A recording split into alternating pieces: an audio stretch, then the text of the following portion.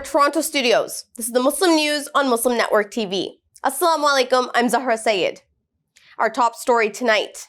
Israeli airstrikes and naval assaults on the city of Rafah in Gaza have killed at least 67 Palestinians in the past 24 hours, Gaza's health ministry has confirmed. The airstrikes killed 48 people, targeting 14 homes and 3 mosques. Last month, the International Court of Justice ordered that Israel ensures it does not commit acts that might fall within the scope of the Convention on the Prevention and Punishment of the Crime of Genocide. The latest strikes are stoking fears of an imminent offensive on the area, which is densely packed with displaced people. The Israeli military claims to have rescued 2 prisoners, identified as Louis Norberto Har and Fernando Simon Marman. At least 3 of the captives' guards were killed in the operation, with Israeli forces breaching the apartment with an explosive device. Israel estimates that there are 134 prisoners remaining in Gaza. There are also more than 8,000 Palestinians currently in Israeli custody, many being held without charge. Israeli Prime Minister Benjamin Netanyahu has vowed to continue efforts to free prisoners and military pressure against Hamas. Israeli snipers reportedly killed 7 people and injured 14 more near Nasser Hospital in the city of Khan Yunis. Meanwhile, the UK has imposed sanctions on 4 Israeli settlers accused of human rights abuses against Palestinians, aligning with a similar move by the US. Israel's war on Palestine has so far killed 28,340 Palestinians and wounded 67,984 others since October 7th. The death toll in Israel from Hamas-led attacks on the date that stands at 1,139. Israeli soldiers have seized the equivalent of more than $54 million from the Bank of Palestine headquarters in Gaza City. An Israeli newspaper reports that the military took funds allocated for the Ramallah-based Palestinian Authority after coming under fire in Al Ramal neighborhood last week. An Israel military spokesman told media that the soldiers were at the Bank of Palestine headquarters in Gaza to prevent money from reaching Hamas. The Palestinian Authority, or Hamas, did not comment on the report. Despite an International Court of Justice's provisional ruling last month, Israel continues its deadly offensive on Gaza. The body of 6-year-old Hind Rajab, the Palestinian girl who gained global attention after a distress call amid an Israeli tank attack, has been found along with her relatives in Gaza. Rajab's family, including her 15-year-old cousin who made the plea for help, were attacked by the Israeli forces and their gunfire. This was as they tried to escape the Del al-Hawa neighborhood of southern Gaza City on January 29th. Despite desperate calls for rescue, Rajab and her injured cousins awaited aid that never arrived, with 2 paramedics sent to retrieve them also losing their lives. Human rights advocates have condemned the incident, calling it a war crime. It highlights Israel's ongoing violence in Gaza, where thousands of Palestinians, including children, have been killed or wounded amid the conflict. Israeli forces are investigating the incident amid mounting accusations of indiscriminate attacks on civilians. Rajab's death comes in the wake of the International Court of Justice ruling ordering Israel to halt genocidal acts and ensure that humanitarian aid reaches Gaza's civilians. President Joe Biden has urged Israeli Prime Minister Benjamin Netanyahu to prioritize the safety of civilians in Rafah in southern Gaza along the Egyptian border. Israel's plan for a ground offensive in Rafah, which is home to more than 1 million displaced residents, has raised concerns of a humanitarian crisis. Biden emphasized the need for a credible plan to safeguard civilians. The White House, however, stressed its shared goal with Israel of defeating Hamas and ensuring Israel's security.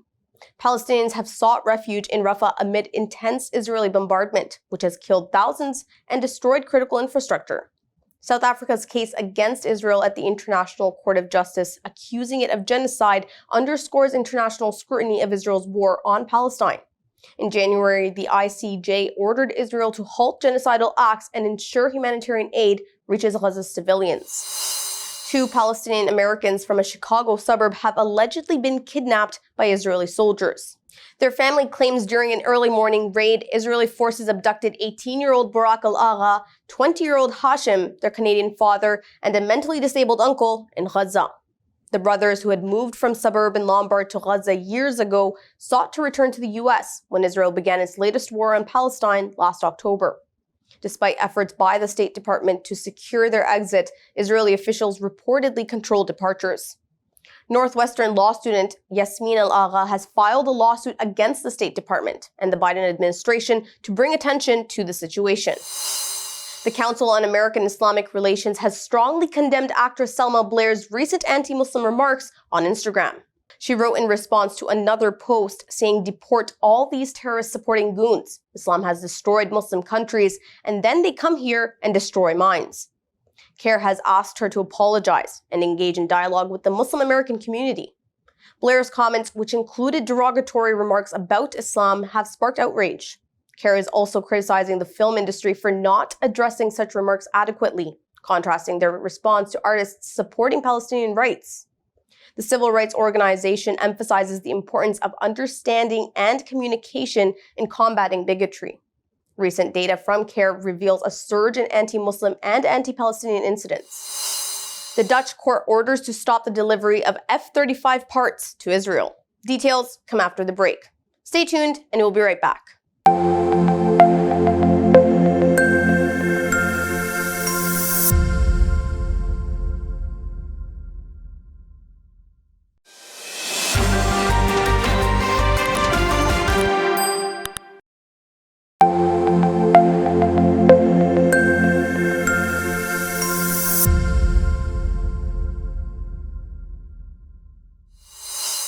Welcome back. A court in the Netherlands has ordered the government to stop the delivery of parts for an F-35 fighter jet to Israel within 7 days. The parts are manufactured by the US, but stored in a warehouse in the Netherlands. On Monday, the court upheld a complaint by human rights organizations.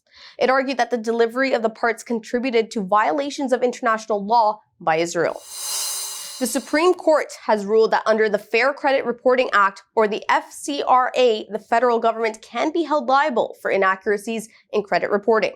Justice Neil Gorsuch authored the opinion, emphasizing the FCRA permits consumers to sue for damages caused by false information in credit reports.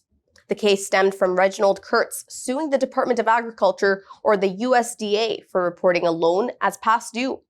This damaged his credit score. Despite notification from the credit reporting agency, the USDA failed to investigate or correct the error. The ruling contradicts the USDA's argument of its right to sovereign immunity, clarifying that the FCRA explicitly waives immunity for the federal government. Experts say that the decision underscores the importance of fair and accurate credit reporting in maintaining economic health. NATO Secretary General Jens Stoltenberg and European Council President Charles Michel have strongly reacted to former US President Donald Trump's remarks. In a speech in South Carolina on Saturday, Trump said that when he was president, he had warned that he would not intervene in case of any Russian attack on allies that did not meet their financial obligations to NATO. In an interview with Norwegian channel TV2, Stoltenberg said any suggestion that allies will not defend each other undermines security. He added that he expects the US to remain a strong and devoted ally of NATO, whoever wins the presidential election in November. Mitchell said on X that Trump's reckless statements on NATO's security serve only Russian President Vladimir Putin's interests. He also advised EU nations to urgently develop strategic autonomy and invest in defense. 2 former Guantanamo Bay prisoners are returning to their home country, Afghanistan, from Oman. Mullah Abdul Zahir Sabir and Abdul Karim had been arrested in 2002. They were released from Guantanamo Bay in 2017 and moved to an unspecified locality in Oman. They remained there under surveillance and without travel permission. Afghanistan's Interior Ministry spokesman Mufti Abdul Mateen confirmed that the 2 Afghan nationals will return to their homeland. US-led foreign forces invaded Afghanistan in October 2001 and ousted the then Taliban regime following the September 11, 2001 attacks on New York and Washington, D.C. that killed nearly 3,000 people.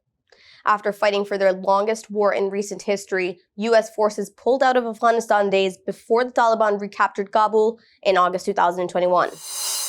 A terrorist attack in Somalia's capital, Mogadishu, has killed 4 Emirati troops and 1 Bahraini military officer. The attack at a military camp was carried out by a recruit who opened fire on Emirati military advisors. The UAE Defense Ministry said officers were killed while performing their duties in training the Somali forces. The bodies of the officers were flown to Abu Dhabi, where a military ceremony was held. Somali President Hassan Sheikh Mahmoud condemned the attack. He visited the Erdogan hospital where victims were taken and ordered security agencies to conduct an immediate investigation. The Al-Shabaab terror group said one of its members who had infiltrated the army was behind the attack. Somalia has been plagued by insecurity for years, with the main threats emanating from the Al-Shabaab and ISIS. Since 2007, Al-Shabaab has been fighting the Somali government and the African Union Transition Mission in Somalia. The terrorist group has stepped up attacks since Somali President Hassan Sheikh Mahmoud, who was elected for a second term in 2022, declared an all-out war on the group. Copies of the Quran with Dutch translation were distributed in the Netherlands as part of the Don't Burn, Read event after last month's attack on the Muslim holy book. In Arnhem, in the eastern part of the Netherlands, 6 mosque leaders organized the event at Janspleen Square. That is where far-right leader Edwin Wagensveld attempted to burn a copy of the Quran on January 13th. Free Dutch-translated copies of the Quran and brochures explaining Islam were distributed to passerbys. Galip Edemir, president of the Arnhem Turkiye Mosque Foundation, said they aim to convey to the people why Islam and the Quran are sacred for Muslims. He also expressed a desire for unity and solidarity amongst the people of Arnhem. Before we end today's news, I want to make a special request. It takes 55 hours of work daily to produce this news for you.